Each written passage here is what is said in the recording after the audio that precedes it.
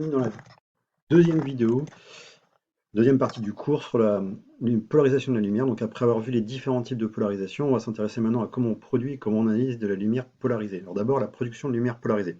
Il y a trois manières pour y arriver. Première possibilité, c'est polarisation par réflexion.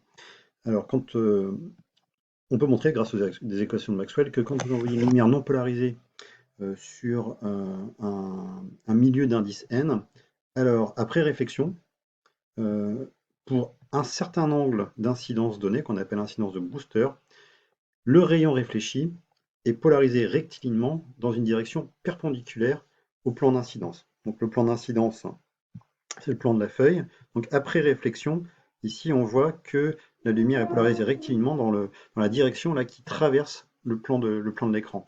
Hein. On voit bien au départ là, on a un champ électrique qui peut être qui a une polarisation quelconque, qui peut être décomposé soit sur le vecteur B qui traverse l'écran, soit sur le vecteur A qui est dans le plan de l'écran, donc le plan d'incidence. Mais après réflexion, il n'y a plus de polarisation suivant le vecteur A, tout est polarisé selon le vecteur B là, qui traverse l'écran. Alors la question qu'on se pose, c'est pour quelle incidence IB on a ce phénomène-là? Alors, on montre que cet angle d'incidence dépend uniquement de l'indice de réfraction du milieu sur lequel il y a eu la réflexion. Et la relation, c'est tangente IB est égale à N. Deuxième possibilité, c'est l'utilisation de matériaux biréfringents. Alors, un matériau biréfringent, c'est un matériau qui est anisotrope, c'est-à-dire qu'il n'a pas les mêmes propriétés physiques dans une direction que dans une autre direction de l'espace. Ces matériaux, quand on envoie une lumière à l'intérieur, il y a deux rayons réfractés, un qui suit une loi classique de la réfraction, comme on a vu au premier semestre, et un qui suit une loi non classique de la réfraction. Le premier, on dit c'est un rayon ordinaire, le deuxième, on parle de rayon extraordinaire. C'est ce que vous voyez ici avec le laser là, qui est dédoublé en sortie du matériau biréfringent. Autre exemple, ici avec le Spadisland, qui est historiquement le matériau biréfringent qui a été étudié en premier, on voit que la croix qui est derrière le matériau subit deux réfractions différentes. Alors en termes de polarisation, euh, on explique en fait que ces deux rayons sont réfractés par la présence de deux indices de réfraction, et on peut définir pour ce type de matériau un axe optique. Et une onde qui sera polarisée dans la direction de cet axe optique se propagera à une vitesse c sur l'indice de réfraction extraordinaire et donc subira une loi de réfraction non classique.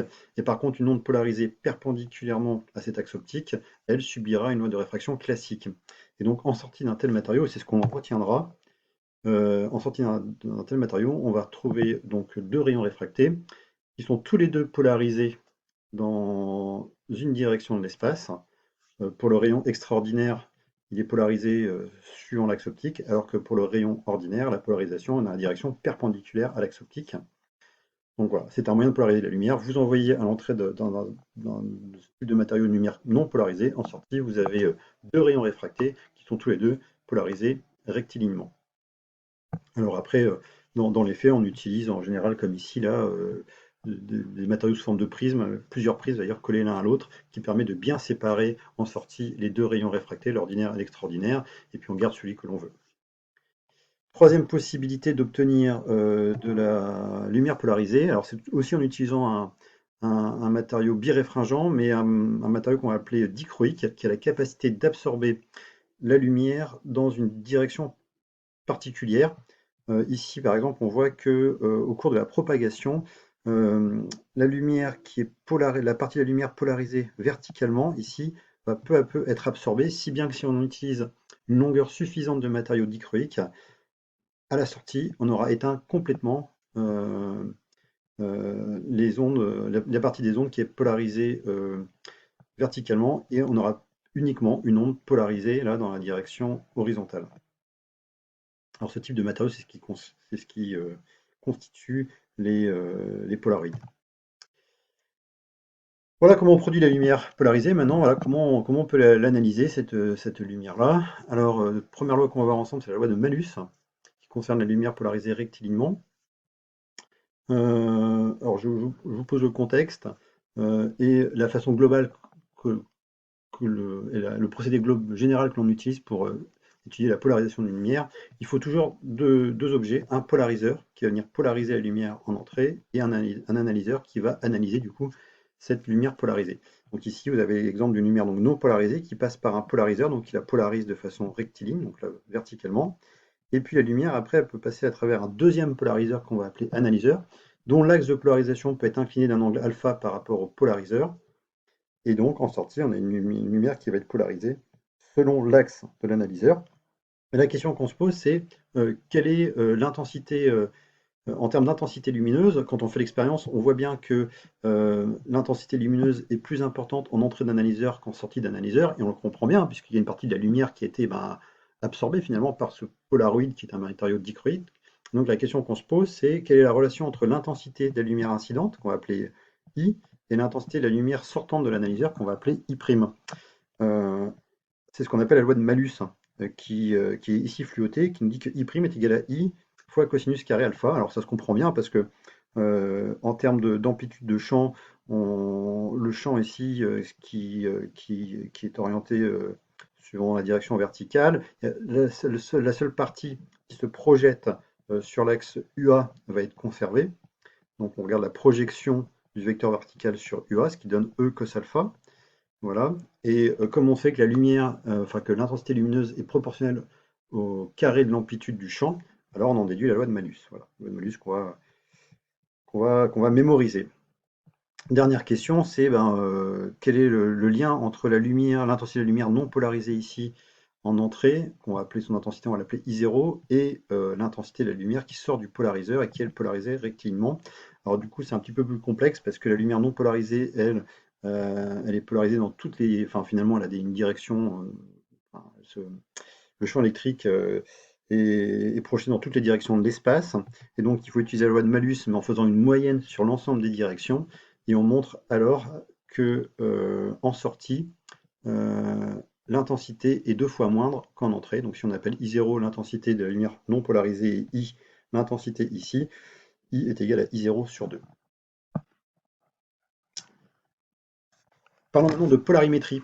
Euh, alors, avant de voir ce que c'est qu'un polarimètre et à quoi il sert, petite notion sur certaines substances chimiques qui qui sont optiquement actifs. Effectivement, pour certaines substances qui possèdent une asymétrie, par exemple un carbone asymétrique, donc les molécules qui sont chirales, vont avoir la capacité de faire tourner le plan de polarisation d'une lumière polarisée.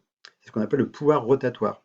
Et d'ailleurs, si on prend deux molécules énantiomères, euh, la seule chose qui les distingue, puisqu'elles ont les mêmes propriétés chimiques et les mêmes propriétés physiques, la seule propriété physique différente qu'elles ont, c'est ce pouvoir rotatoire. Un énantiomère va être capable de faire tourner la polarisation, le plan de polarisation dans un sens, alors que l'autre énantiomère la fera tourner exactement de la même valeur, mais dans le sens opposé. Donc c'est comme ça qu'on peut distinguer deux énantiomères par analyse d'une lumière polarisée. La loi de Biot, qui est une loi qui, pour les substances optiquement actives en solution, qui dit que le pouvoir rotatoire, donc c'est-à-dire l'angle pour lequel va tourner la lumière qui traverse donc cette substance optiquement active en solution, est proportionnel à la concentration de la solution en solution.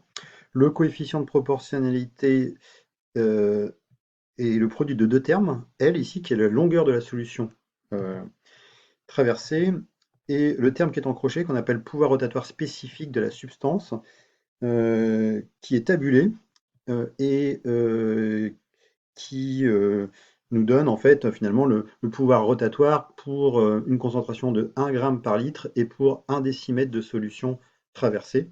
Ce pouvoir rotatoire, donc on le trouvera dans les tables, il dépend de deux facteurs, de la température et de la longueur d'onde de travail utilisée. Alors en général, dans les tables, on trouve la température, donc température ambiante, et la longueur d'onde, c'est la région du sodium, celle qui est à 589 nanomètres. Alors, par exemple, voilà, pour le saccharose, le pouvoir rotatoire, c'est de 66,5 degrés par décimètre par gramme millilitre. Donc attention, hein, ici la longueur de solution sera à mettre en décimètres, ce qui n'est pas une unité classique, et la concentration en grammes par millilitre, ce qui n'est pas très classique non plus. On remarque deux types de substances, celles qui sont lévogyres et celles qui sont dextrogyres. Les substances lévogyres vont faire tourner le plan de polarisation dans le sens trigonométrique pour un observateur qui reçoit la lumière. Les substances dextrogyres, elles, font tourner le plan de polarisation dans le sens horaire. Alors, comment on utilise la loi de Biot? À quoi elle peut servir? Ben, elle peut servir à déterminer la concentration d'une solution en solution. On la met à profit dans un polarimètre. Ici, vous voyez l'image du polarimètre de Laurent qu'on va utiliser en TP. Alors, le principe simplifié, c'est d'envoyer une lumière donc, qui est non polarisée, la faire passer à travers un polariseur, donc on la polarise de façon rectiligne. La lumière va traverser une certaine longueur de solution, bien déterminée, en général 20 cm, donc 2 décimètres. Cette solution va donc faire tourner le plan de polarisation, et après, grâce à un analyseur, on peut mesurer l'angle alpha duquel a tourné le plan de polarisation de la lumière. Et grâce à la loi de Biot, on peut remonter à la concentration de la solution, de l'espace chimique en solution. Voilà pour ces deux vidéos. Vous allez pouvoir maintenant vous retourner vers le TD et puis un petit peu plus tard vers le TP sur le polarimètre de Laurent.